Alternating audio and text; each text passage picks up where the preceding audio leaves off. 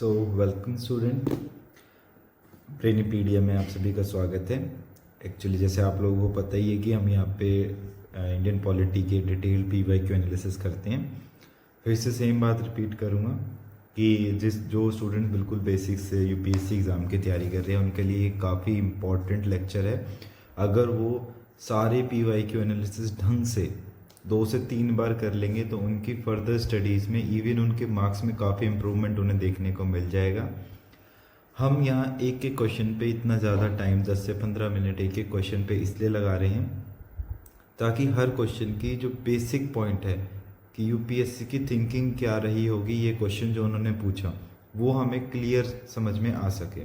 ठीक है, उस क्लियरिटी के पर्पज़ के लिए हम हर क्वेश्चन को एक डिटेल्ड वे में पढ़ रहे हैं, राइट। तो जो स्टूडेंट बिल्कुल बेसिक से देख रहे हैं वो बिल्कुल नॉर्मल स्पीड पे देखना, और जो स्टूडेंट्स इंटरमीडिएट हैं या फिर एक बार पर्टिकुलर पहले इस बेस की तैयारी कर चुके हैं या फिर सारा सिलेबस उनका कवर अप हो चुका है तो उनके लिए ये वीडियो इम्पोर्टेंट ज़रूर है, लेकिन एक 2x स्पीड पे देखना ताकि आपका टाइम बचे वहाँ पे, क्योंकि आपको टाइम मैनेज करना आना चाहिए, राइट। तो without wasting this much of time, let us begin with the Indian polity detailed PYQ analysis. Exactly what we are just going to do today is we will move forward in our questions what exactly where we had left earlier. So here we go. Last time हमने economic justice के ऊपर देखा, ठीक है। 2012 का question था ये। DPSP की जो मेन शुरुआत थी वो हमने यहाँ पे कर दी थी, राइट। फिर इसके बाद हमने यहाँ पे प्रीएम्बल और DPSP को देख लिया था कि DPSP में एग्जैक्टली है क्या। उसके बाद हमने देखा था एक क्वेश्चन सिटीजनशिप का। अच्छा, इस क्वेश्चन की खास बात पता है क्या है? ये जो सिटीजनशिप का क्वेश्चन है ना, ये आज तक सिटीजनशिप वाले टॉपिक में से सिर्फ एक बार क्वेश्चन पूछा गया। तो PYQ एनालाइज करने के बाद हमें ये चीज़ क्लियर हो जाती है कि कौन सा टॉपिक कितना ज़्यादा इम्पोर्टेंट है। ये जब सारे एनालिसिस हम कर लेंगे, हर क्वेश्चन का डिटेल एनालिसिस जब हमारा हो चुका होगा, तो एक लास्ट वीडियो आएगी पॉलिटी PYQ डिटेल एनालिसिस के ऊपर, जिसमें हर कंटेंट को बताऊंगा कि भाई पार्लियामेंट अगर टॉपिक है तो पार्लियामेंट से 40 क्वेश्चंस आज तक पूछे गए हैं पिछले 10 सालों में। तो वो जो 40 क्वेश्चंस हैं वो उनमें से हमें कौन से इंपॉर्टेंट क्वेश्चंस थे, कौन से बार बार रिपीट हुए हैं, ठीक है। रिपीटिशन हमें ज़रूर देखने को मिलेगा। फिर सिटीजनशिप को हमने थोड़ा सा डिटेल में पढ़ लिया था। उसके बाद हमने रिट्स को पढ़ा। रिट्स तो खैर हमारे लिए बहुत ज़्यादा इंपॉर्टेंट थे। रिट्स जब हम फंडामेंटल राइट्स के क्वेश्चंस करेंगे बार बार तो हमें देखने को मिलेगा मैक्सिमम नंबर ऑफ क्वेश्चंस हमें इस टॉपिक से देखने को मिले। फिर फिर हमने राइट टू प्रॉपर्टी के ऊपर देखा। राइट टू प्रॉपर्टी में हमने एक कॉन्सेप्ट पढ़ा था लीगल राइट का। एग्जैक्टली लीगल राइट इस वर्ड से क्या समझते हैं हम, ठीक है, वो कॉन्सेप्ट हमने देखा। और फंडामेंटल राइट्स का तो हमें पता है। जैसे हमने लीगल राइट और फंडामेंटल राइट के बीच का रिलेशन देखा है ना, आज हम कुछ क्वेश्चंस करेंगे जहाँ पे हम रिलेशन समझेंगे DPSP और फंडामेंटल राइट के बीच में, ठीक है। और ये तो है ही। इसके अलावा एक जो पार्ट हम यहाँ पे देखेंगे वो ये देखेंगे कि भाई जो वेलफेयर स्टेट का कॉन्सेप्ट हम बार बार लेके आ रहे हैं कि वेलफेयर स्टेट है क्या। तो ये जो वेलफेयर स्टेट है और इसके और एक रेगुलेटरी स्टेट, इन दोनों के बीच में मेजर डिफरेंस क्या है, ये क्वेश्चन अभी तक आया नहीं है ऐसा, लेकिन इन केस हमसे पूछ ले मेंस में कहीं पर भी कि रेगुलेटरी स्टेट और वेलफेयर स्टेट को अगर हमें डिस्टिंग्विश करना है तो किस वे में कर सकते हैं, हमारी क्या अप्रोच रहेगी, तो वो चीज़ हम यहाँ पे कवर करेंगे, राइट। इसके बाद हमने ये पूरी प्रॉपर स्टेटमेंट देखी थी और बताया था कैसे ये इक्वालिटी ऑफ लॉ से रिलेटेड है ना। कहाँ पे हमने कैसे कैसे उस चीज़ को पढ़ा, फिर कि UK से बोरो हुआ, इक्वालिटी ऑफ लॉ और इक्वल प्रोटेक्शन ऑफ लॉ, दोनों कॉन्सेप्ट को देखा, नेगेटिव और पॉजिटिव वर्डिंग। फिर राइट टू प्राइवेसी को हमने देखा। इसको तो हमने देखते सर बता दिया था, आर्टिकल 21। 2 केसेस को रेफर किया था, खैर सिंह केस और 1963, और हमने KS पुट्टास्वामी केस जो कि रिसेंट में ही हुआ था 2017। दोनों केसेस की डिटेल स्टडी करी थी। फिर अनटचेबिलिटी का कॉन्सेप्ट देखा था जो कि आर्टिकल 17 में था। राइट टू इक्वलिटी से कैसे रिलेट कर रहा है वो सारी चीज़ हमने यहाँ पे देख ली थी। फिर राइट टू प्राइवेसी का सेम क्वेश्चन देखो, रिपीटिशन मिल गया था हमें, है ना। फिर ये राइट टू एजुकेशन एक्ट पे जिसमें हमने NCTE पढ़ी थी जो कि 1993 में बना था, और इससे रिलेटेड आरटी एक्ट के बारे में बात करी थी जो कि 2009 में स्टैब्लिश हुआ था, कैसे क्या फंक्शन है। इसमें हमने देखा था कैसे ये स्टेट वाला ऑप्शन गलत है, ठीक है, ये सेंट्रल गवर्नमेंट होता है यहाँ पे, तो आंसर सही हो जाता हमारा। ओके, फिर हमने रूल ऑफ लॉ तो हमने पढ़ा होता, तो हमारे लिए ये क्वेश्चन आंसर करना बहुत ईजी हो गया था। एसिड आईसी की बात हमने यहाँ पे, एविड आईसी की हमने यहाँ पे बात पढ़ी थी।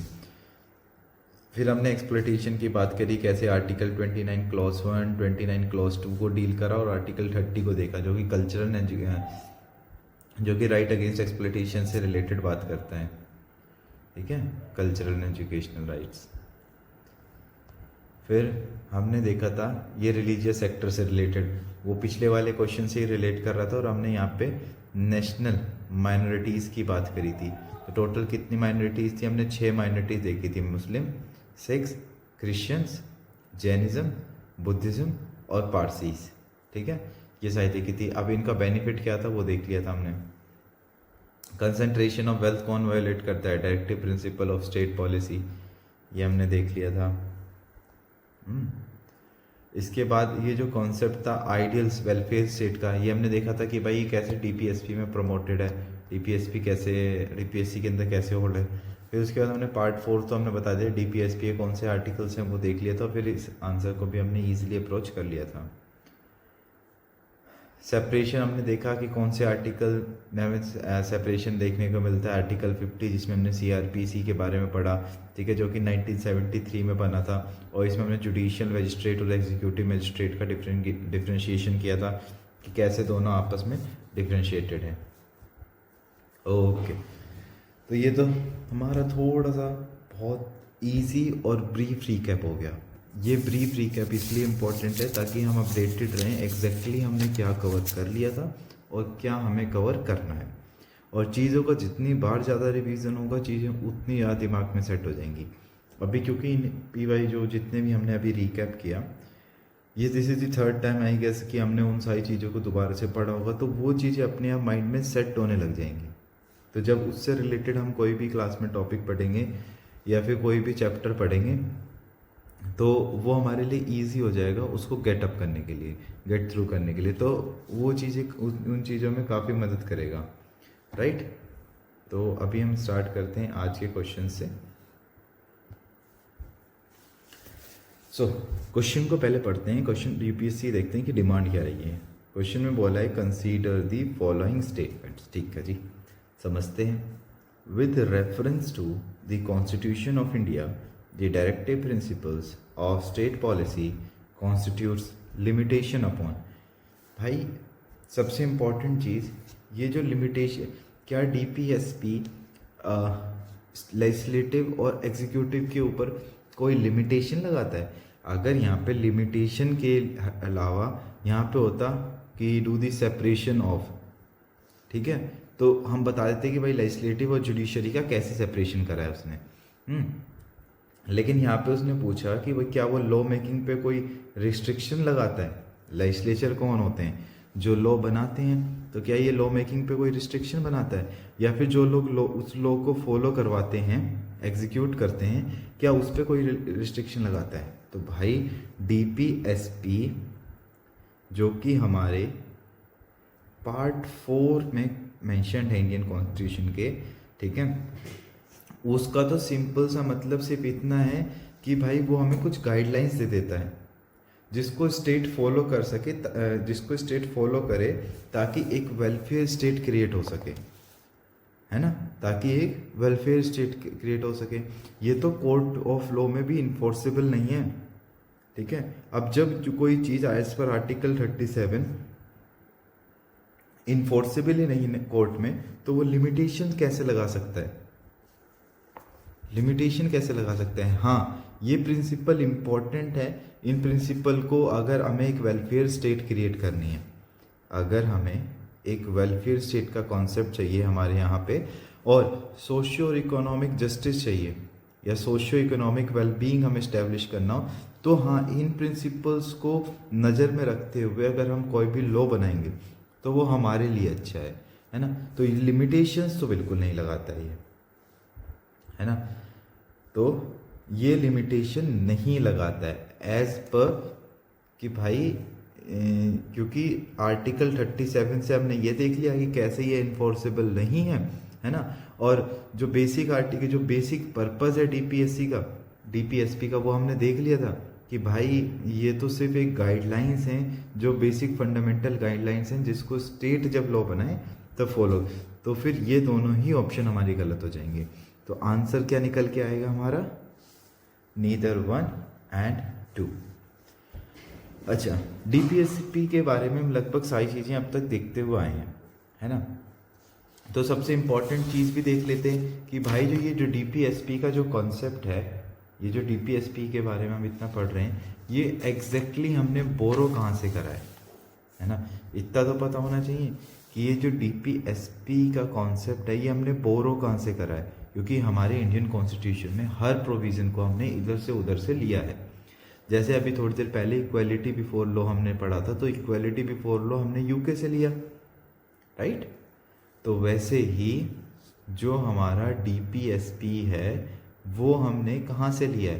तो DPSP we have borrowed from Irish constitution, मतलब आयरलैंड के कॉन्स्टिट्यूशन से हमने इसको बोरो करा है।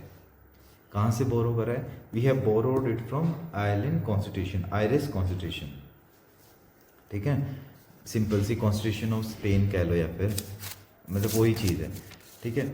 डॉक्टर, इसमें हम बात करते हैं डॉक्टर भीमराव अंबेडकर की। डॉक्टर बी आर अम्बेडकर की जब हम बात करते हैं तो डॉक्टर बी आर अम्बेडकर ने इन डीपीएसपीस को, ये जो पॉइंट मैं आपको बता रहा हूँ ना, ये पॉइंट आप मेंस की, अगर मेंस में कोई भी क्वेश्चन आ जाए तो उसमें आप यूज़ कर सकते हो कि how doctor B R Ambedkar has describe DPSPs. So he has described DPSPs as novel feature of the Constitution.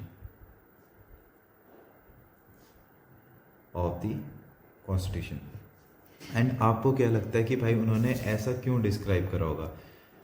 एक सेकेंड,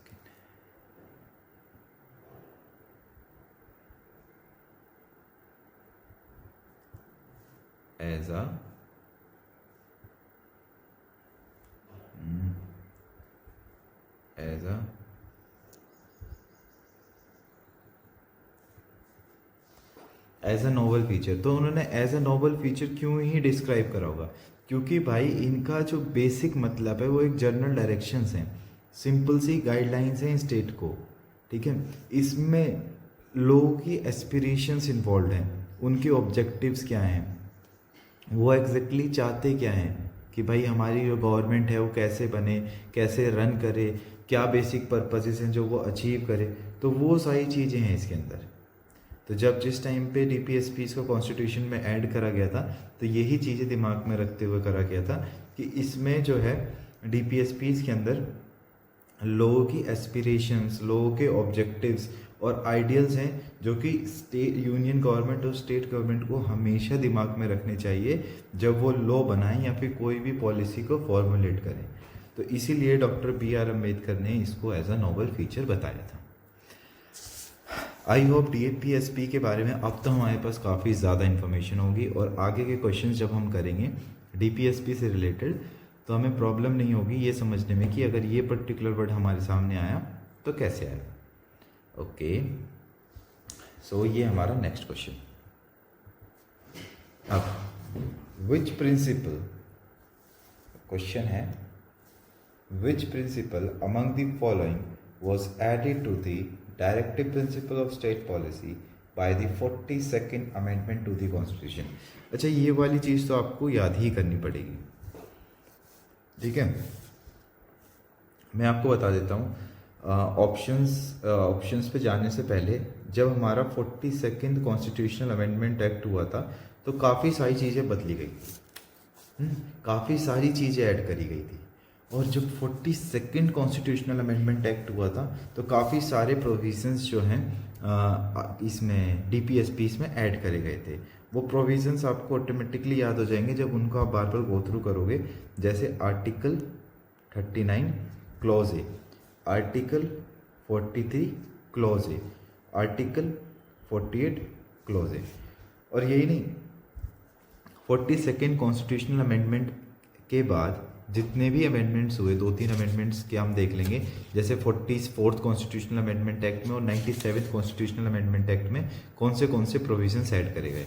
मैं आपको यहीं पे लिख देता हूँ। ये तो 44th का हो गया, ये 44th का मैं यहाँ पे लिखेंगे और ये यहाँ पे 97th का लिखेंगे। 97th कॉन्स्टिट्यूशनल अमेंडमेंट एक्ट जब हुआ, जब तो सिर्फ 43B को ऐड करा गया था, ठीक है। और जब 44th कॉन्स्टिट्यूशनल अमेंडमेंट एक्ट हुआ तब 38 क्लॉज 2 को ऐड किया गया। अब देख लेते हैं कि ये जो सारे क्लॉसेस हैं ये कहते क्या हैं, ठीक है। 39 क्लॉज ए, कुछ DPSPs हम सारे याद तो नहीं कर पाएंगे ऐसे, लेकिन हाँ कुछ इंपॉर्टेंट क्लॉजेस हैं, जैसे ये वाले पांचों क्लॉजेस जो हैं इनके, ये काफ़ी ज़्यादा इंपॉर्टेंट है। तो स्टार्टिंग फ्रॉम 39A कहता है equal justice and free legal aid. अब तक सिर्फ यही चीज बार बार रिपीट करी हमने, equal justice, free legal aid and free legal aid. इसका महत्व कहाँ पे आता है? मान लो किसी पर्टिकुलर पर्सन के पास काफ़ी ज़्यादा पैसा है, ठीक है, उसने क्या करा, उसने आपके अगेंस्ट कोई केस रजिस्टर करा दिया। जब आपको अभी कानून ही नहीं पता होगा, एक नॉर्मल आदमी को कानून कैसे ही पता होगा, जब उस पर्टिकुलर पर्सन को उस पर्टिकुलर चीज़ से रिलेटेड, उस पर्टिकुलर केस से रिलेटेड जब कोई प्रोविज़न ही नहीं पता होगा तो वो उसके अगेंस्ट लड़ेगा कैसे?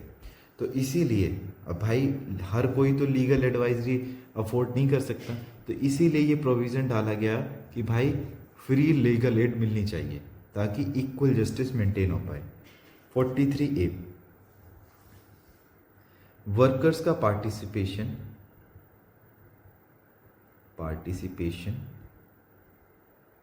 Of workers in management of industries, ये ऐड करा गया कि भाई इंडस्ट्रीज़ को मैनेज करने के लिए वर्कर का पार्टिसिपेशन कितना इम्पोर्टेंट है ना। तो ये चीज़ भी जो गवर्नमेंट है वो ध्यान में रखे वाइल फॉर्मुलेटिंग लॉ। और जो तीसरा और लास्ट प्रोविज़न जो ऐड करा गया था 42nd कॉन्स्टिट्यूशनल अमेंडमेंट एक्ट के थ्रू, वो था इन्वायरमेंट से रिलेटेड। तो हम सारे वर्ड्स ना याद करें, हमसे देखो इसमें याद कर लें पार्टिसिपेशन ऑफ वर्कर्स, इसमें हमें याद रहेगा फ्री लीगल एड, और इसमें हमें याद रहेगा protection and improvement of environment, protection and improvement of environment and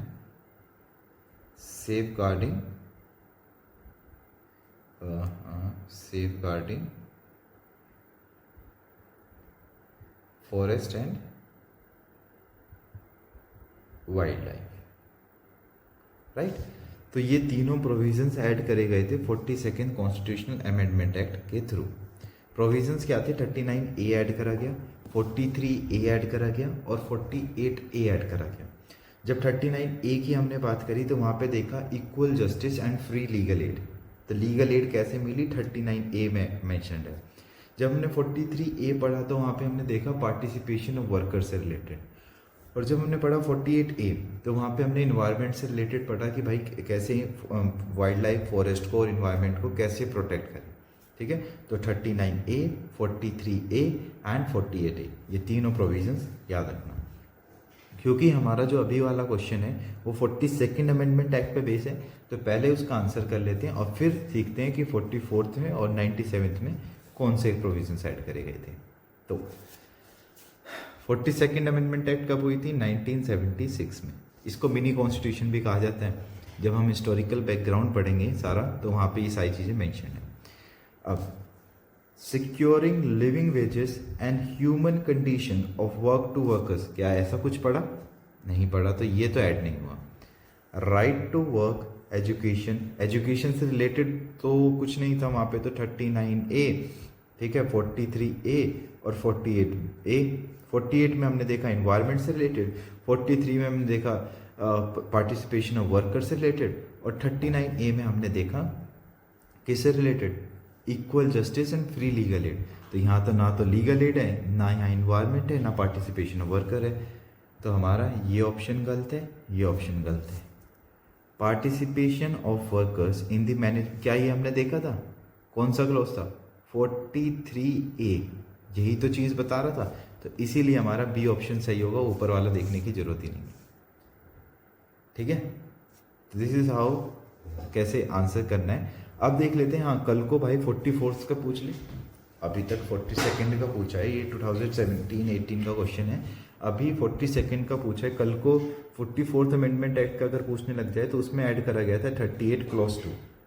ठीक है, इसको ऐड करा गया था टू मिनिमाइज इकोनॉमिक इनइक्वालिटीज। ठीक है, ये बेसिक प्रोविजन था इसमें, इनकम, स्टेटस, फैसिलिटीज और अपॉर्चुनिटीज से रिलेटेड। और 44th कॉन्स्टिट्यूशनल अमेंडमेंट एक्ट कब हुआ था, 1978 में, राइट। तो 44th कॉन्स्टिट्यूशनल अमेंडमेंट एक्ट जो कि 1978 हुआ, उसमें प्रोविज़न कौन सा ऐड हुआ, 38 क्लोज 2, जो कि इकोनॉमिक इनइक्वालिटीज़ को कम करने के लिए बोलता है।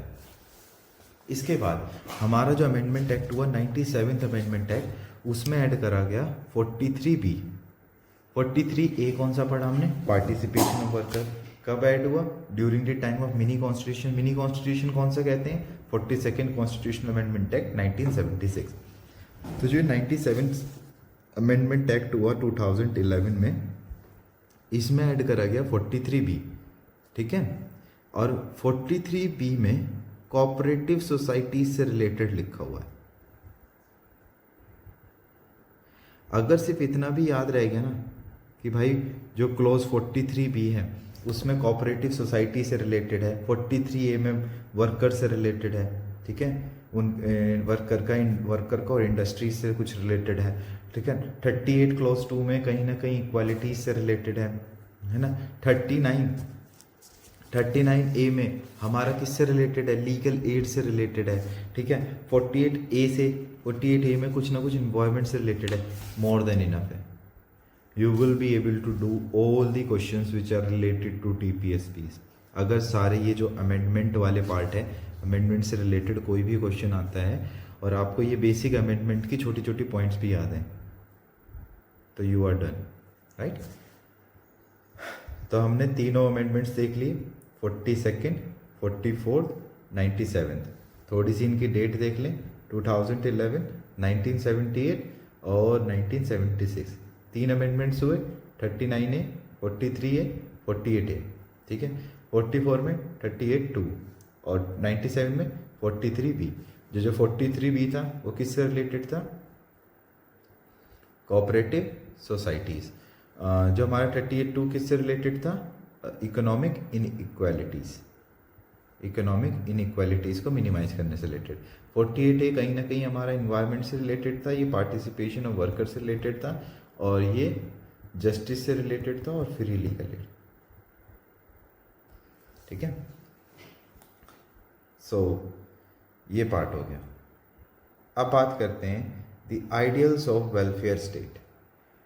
इन the Indian constitution is enshrined in its, भाई वेलफेयर स्टेट से रिलेटेड कॉन्सेप्ट इतनी देर से हम पढ़ते हुए आ रहे हैं कि ये हमारे पार्ट 4 में मेंशन है। ठीक है, और ये क्वेश्चन जो है 2020 में भी आया था, और ये वाला जो क्वेश्चन है ये 2015 का पार्ट है। तो 15 में तो पूछा ही पूछा गया, ऊपर से ये 2020 में भी पूछा गया था, राइट। तो 2015 में तो था ही था, ऊपर से 2020 में भी ये क्वेश्चन पूछा गया। तो आप देख सकते हो कैसे रिपीटिशन हुआ।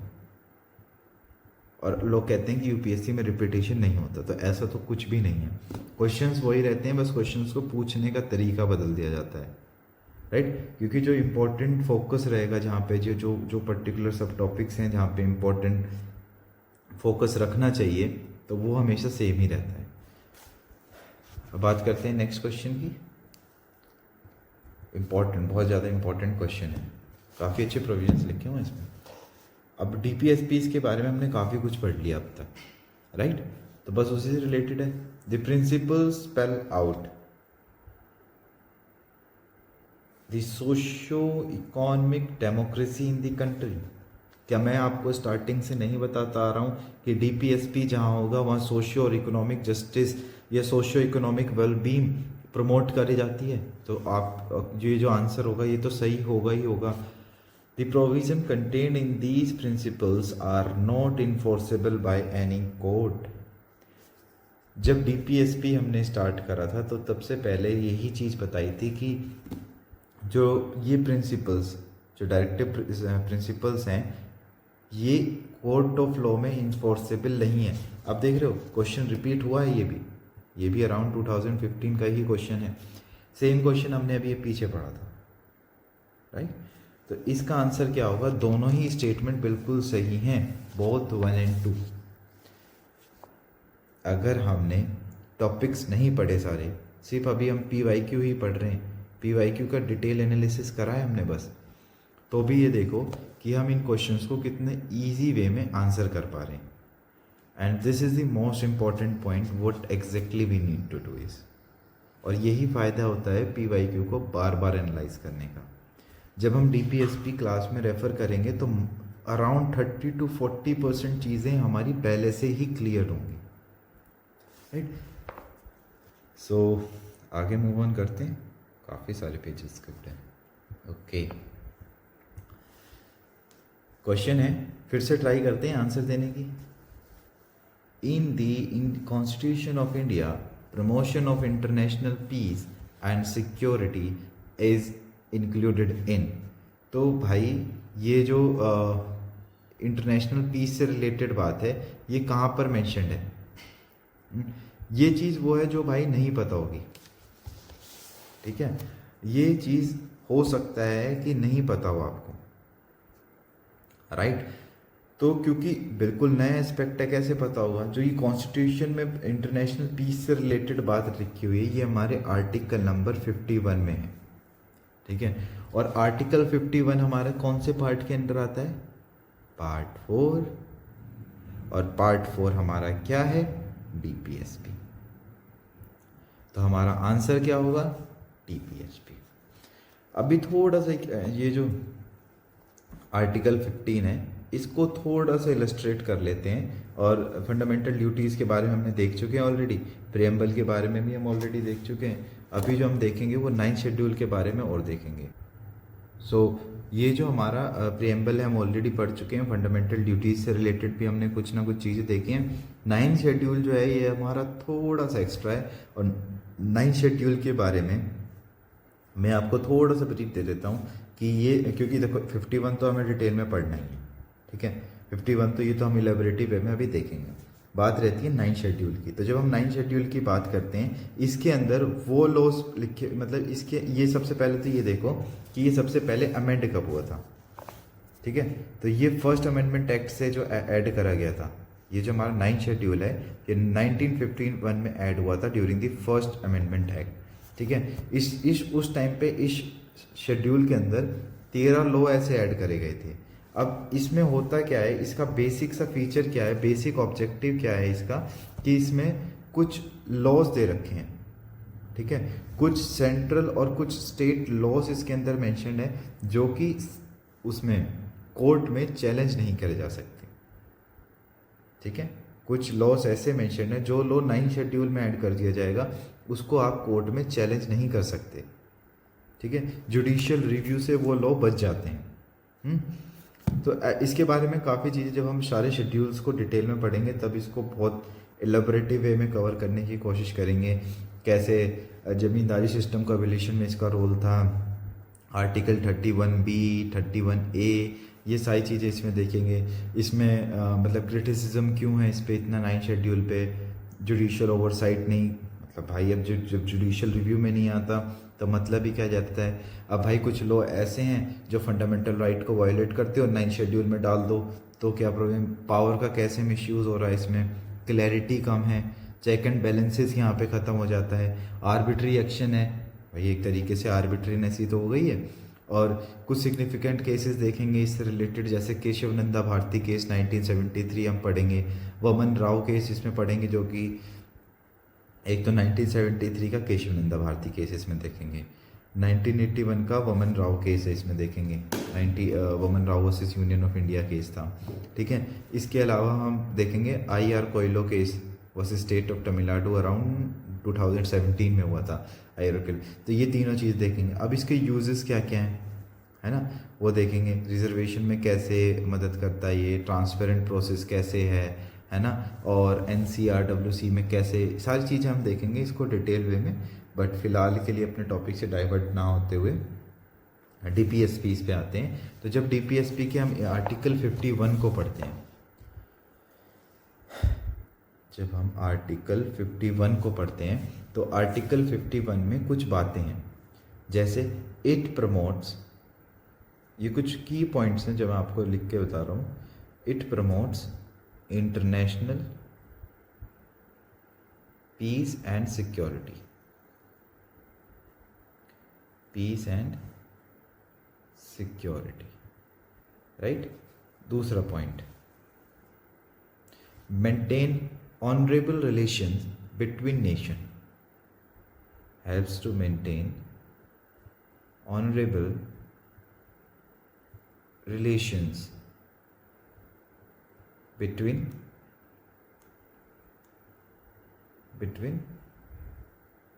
nations, ठीक है। It promotes international peace and security. It helps in maintaining honorable relationship between nations. It encourages settlements of international disputes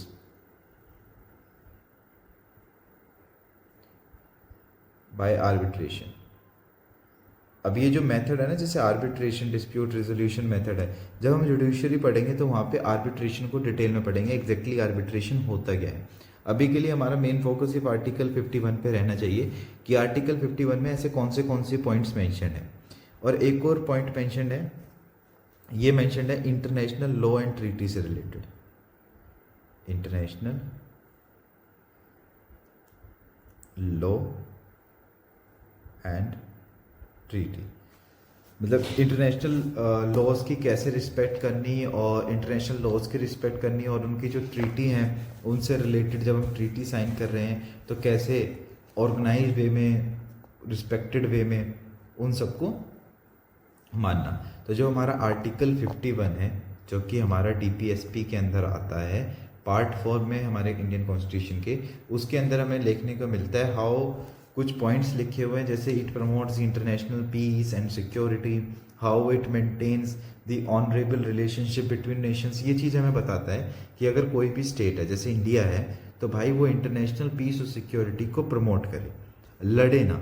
दूसरा, हर नेशन के साथ एक ऑनरेबल रिलेशनशिप रखे, ठीक है, दूसरे नेशंस के साथ लड़ने की कोशिश ना करें। दोनों पॉइंट्स का मतलब एक ही है। तीसरा, कोई भी डिस्प्यूट हो जाता है, कोई भी डिस्प्यूट अगर हो रहा है तो उसको एक आर्बिट्रेशन मेथड से सॉल्व करें, ठीक है। अब सबसे इंपॉर्टेंट पॉइंट आ जाता है यहाँ पे, ये जो मेथड है आर्बिट्रेशन का, ये कहाँ पे होता है भाई, ये इसमें क्या होता है कि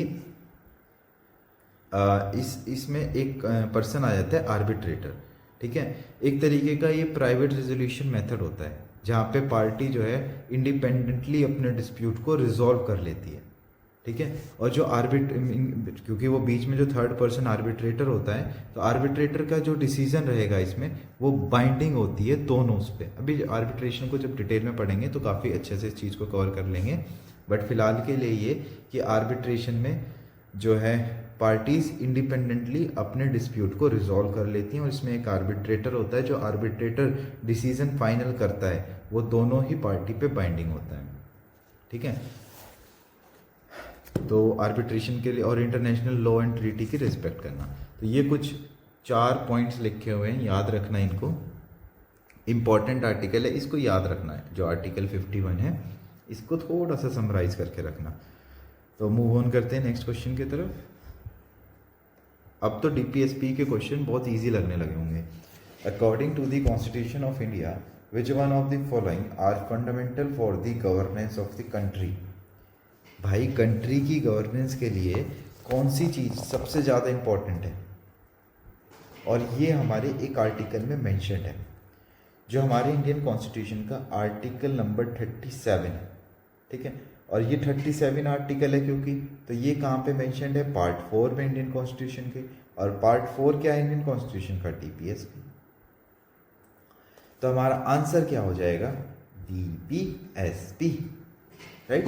तो आर्टिकल 37 जो है उसके अंदर साफ साफ मेंशन है कि जो फंडामेंटल है गवर्नेंस, जो जो गवर्नेंस ऑफ द कंट्री के लिए बेसिक फंडामेंटल है वो डीपीएसपी है।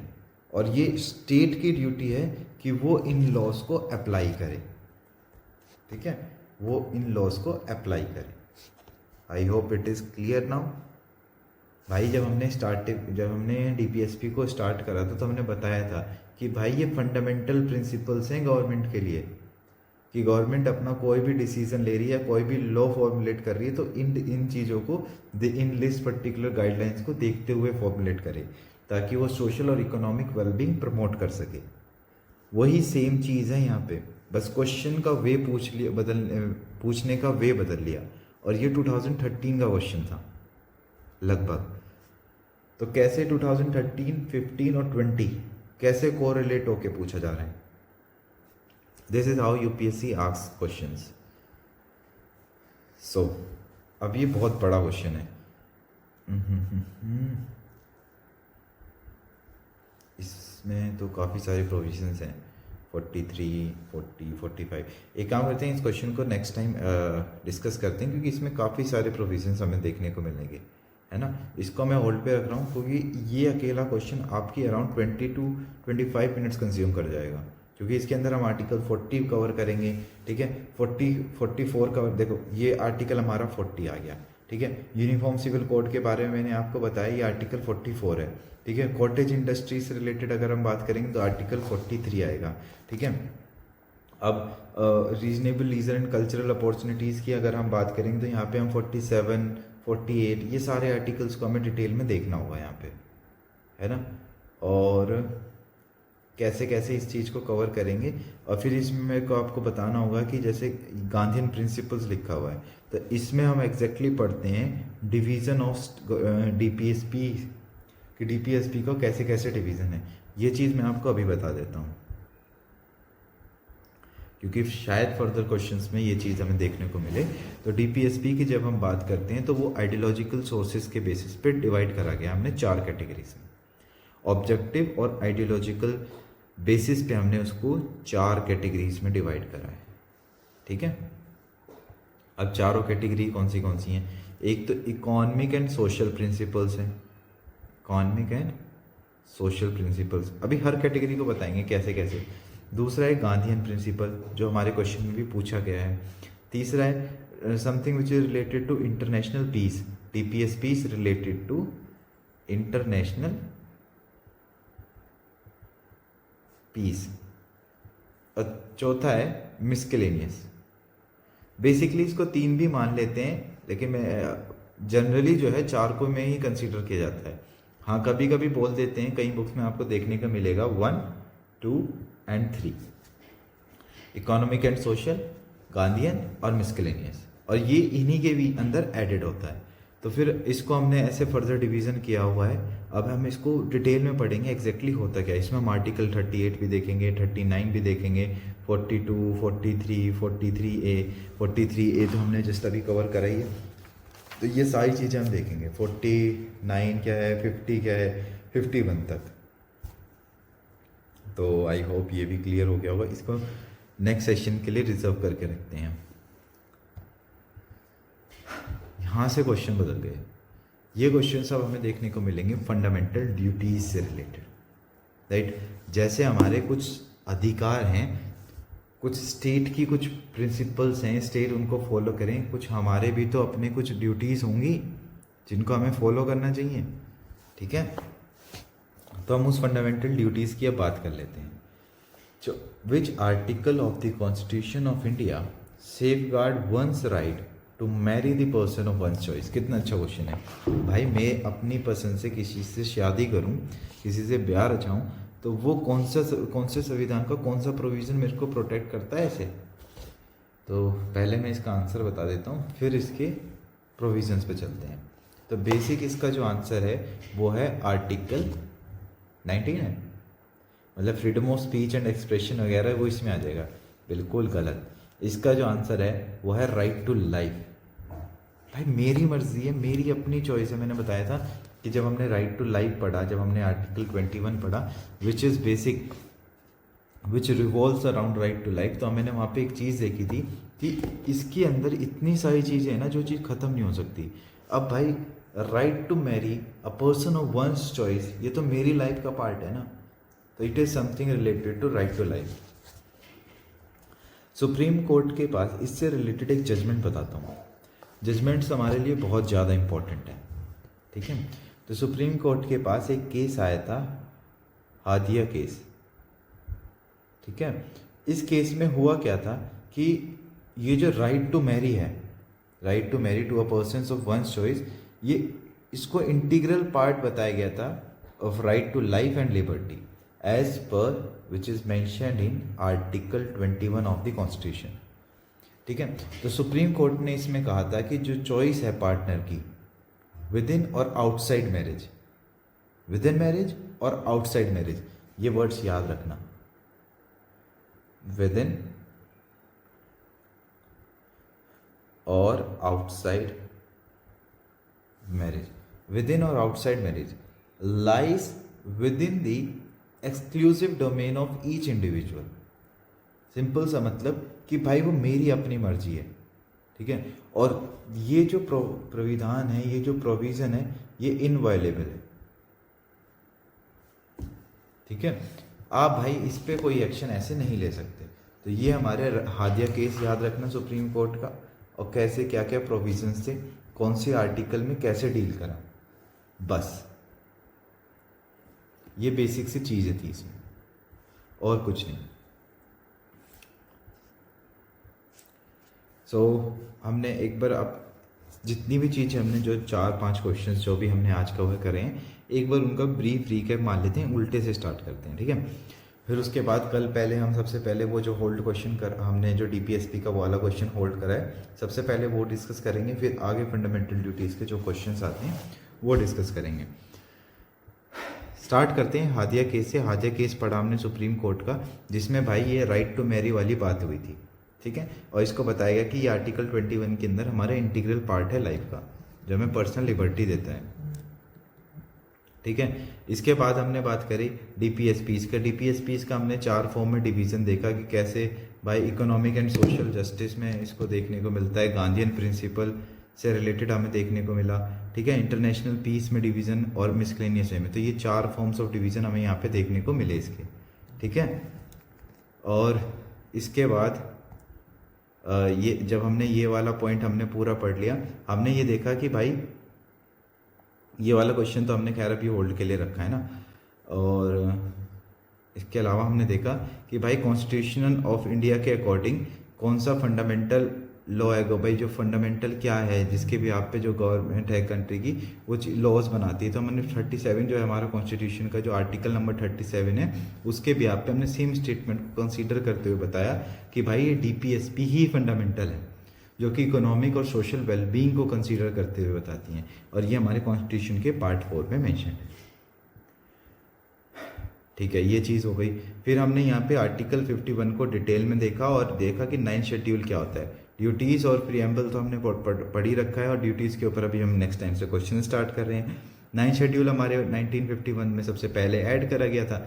इसके अंदर वो पहले स्टार्टिंग में 13 लॉ ऐड करे गए थे जो कि सेंटर और स्टेट के हैं और जो जुडिशियल रिव्यू के अंदर नहीं आते, है ना। इसके ऊपर हमने बहुत सारे क्रिटिसिज्म की बात करी कि भाई कैसे कैसे क्रिटिसाइज कर सकते हैं, और आर्टिकल 51 की हमने डिटेल में बात करी कि कैसे इंटरनेशनल पीस एंड सिक्योरिटी को ये बारे में बात करता है, कैसे हमें दूसरे नेशंस के साथ रिलेशंस बनाने चाहिए, सेटलमेंट को कैसे आर्बिट्रेशन वाले मेथड से सॉल्व कर लेना चाहिए, और इंटरनेशनल पीस एंड ट्रीटी की बात करता है। फिर इसके अलावा हमने डायरेक्टिव प्रिंसिपल का सेम क्वेश्चन देखा कि भाई ये इंश्योर सोशल इकोनॉमिक जस्टिस, और कैसे ये प्रिंसिपल कोर्ट ऑफ लॉ में इन्फोर्सेबल नहीं है। इसके अलावा वेलफेयर स्टेट का कॉन्सेप्ट देखा कि भाई वेलफेयर स्टेट का एग्जैक्टली जो कॉन्सेप्ट है ऑलरेडी देख भी चुके थे हम, ये डीपीएसपी में ही मेंशन है, ठीक है। और हाँ, और हमने यहाँ पे देखा कि कौन से अमेंडमेंट में कौन से डीपीएसपी ऐड करे गए थे। जैसे 42nd कॉन्स्टिट्यूशन अमेंडमेंट की एक्ट की बात करें तो 39A ऐड करा गया जो कि लीगल एड के बारे में बात करता है। 43A जो हमारा आंसर भी था कि participation of workers in industries और इन्वायरमेंट से रिलेटेड 48A। फिर 44th अमेंडमेंट एक्ट जो कि 1978 में हुआ, इसमें हमने देखा 38(2) का ऐड होना जिसमें इकोनॉमिक इनइक्वालिटीज़ को मिनिमाइज़ करा गया। फिर 97th कॉन्स्टिट्यूशनल अमेंडमेंट एक्ट देखा जो हमारा 2011 में हुआ था और उसमें 43B का एडिशन देखा जो कि कोऑपरेटिव सोसाइटी से रिलेटेड था और इसको हमने 2 बार रिवाइज भी करा। ठीक है, और डीपीएसपी से रिलेटेड एक चीज़ और देखी कि डीपीएसपी को भीमराव अम्बेडकर जी ने नोबल फीचर बताया था, और नोबल फीचर क्यों बताया था, क्या रीज़न था उसके पीछे, वो चीज़ हमने देखी। और ये तो हमारा खैर पहले ही था। अच्छा, 7 शेड्यूल के बारे में आपको बता दूं। 7 शेड्यूल में कुछ भी नहीं है बेसिकली। 7 शेड्यूल की जब हम बात करते हैं तो 7 शेड्यूल में जो हमारा ये कौन से मैटर स्टेट डील करेगी या फिर कौन से मैटर सेंटर डील करेगी या फिर कौन से मैटर ये दोनों ही डील करेंगी, कॉन्करेंट लिस्ट। मतलब 7 शेड्यूल में हमारी स्टेट लिस्ट, कॉन्करेंट लिस्ट और ये सेंटर लिस्ट, ये सारी चीज़ें मैंशनड है 7 शेड्यूल में। ठीक है, तो hope you enjoyed our session. Don't forget to follow Brainypedia skills. कोई भी डाउट है आपका, आप कमेंट सेक्शन में कमेंट कर सकते हैं। और एडिशनल इन्फॉर्मेशन के लिए, क्लास टाइमिंग किसके लिए, और भाई जो क्लास बेसिक क्लास कवर्स चल रही हैं तो आप brainipedia.com पे जा सकते हैं। और कुछ फ्री कंटेंट्स के लिए जैसे डेली न्यूज़ एनालिसिस वगैरह, ये आप हमारे टेलीग्राम चैनल को ज्वाइन कर सकते हैं। तो thank you for listening, have a nice day.